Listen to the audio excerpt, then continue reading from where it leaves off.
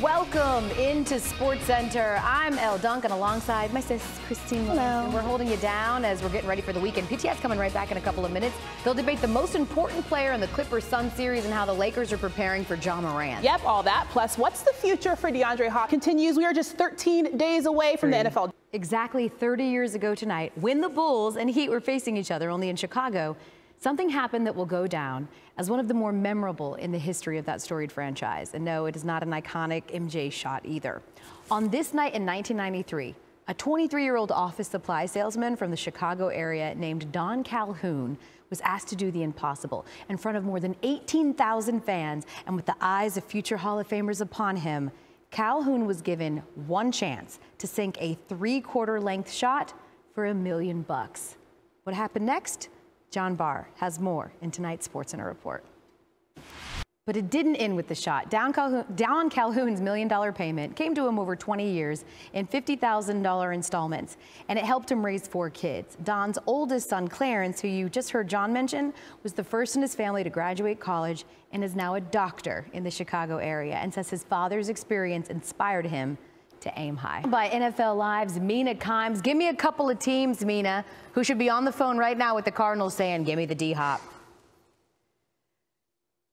I have to start Talked about the Falcons there. Let's stay there. They've made a ton of moves this offseason. They're doing their best to try to get better from last year, and they've got 7 picks in this year's draft.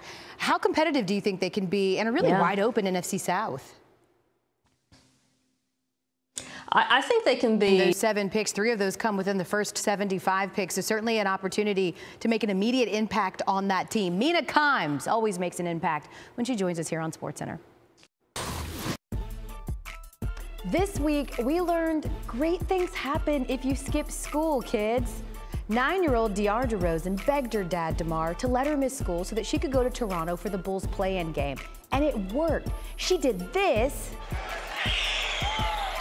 36 times, and the Raptors missed 18 free throws, and the Bulls ended up winning, making her an instant superstar. And I think what's so crazy is that in 48 minutes, DeAndre DeRozan garnered more fanfare than Dan Snyder did in 24 years in D.C. His reign of air finally ending after the pending sale of his team to the Sixers owner, Josh Harris. You know, the B story for Dan Snyder is the football itself. We always criticize Jerry Reinsdorf for breaking up the Bulls, but God, at least he gave the fans 6 titles before he broke their heart. In 24 years, Snyder's team has 2 playoff wins. That's 1 less than the amount of Super Bowls that they had won in a 9-year span before him. Then there's the little matter of suing season ticket holders during a recession because they could not afford to pay for their tickets, despite the fact an estimated 200,000 plus people were on a waiting list, ready to fork over the cash. Like, who does this? Well, I guess the same guy who serves fans expired peanuts from a defunct airline to save money, or refuses to accept that his nickname is a slur, or for God's sake says this. Good afternoon. First off, happy Thanksgiving, everybody. It was January 2nd, but the league just kept tolerating him for years until a group of women stepped up.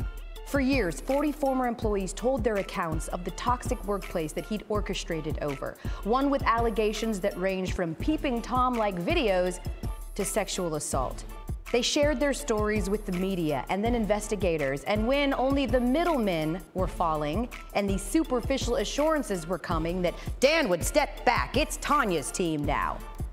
These brave women insisted it wasn't enough, and their persistence got Congress involved, and that's when the cracks started showing.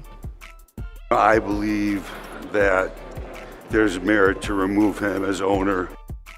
Owners speaking out, and then and only then did Dan Snyder relent.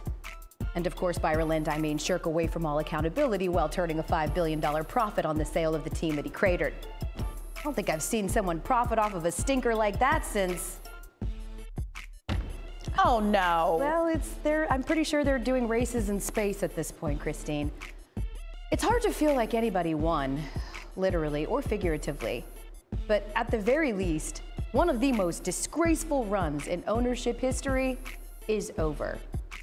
Good riddance.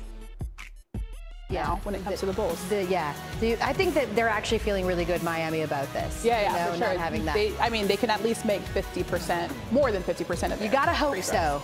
It is the NBA. Here's the Professional Fighters League.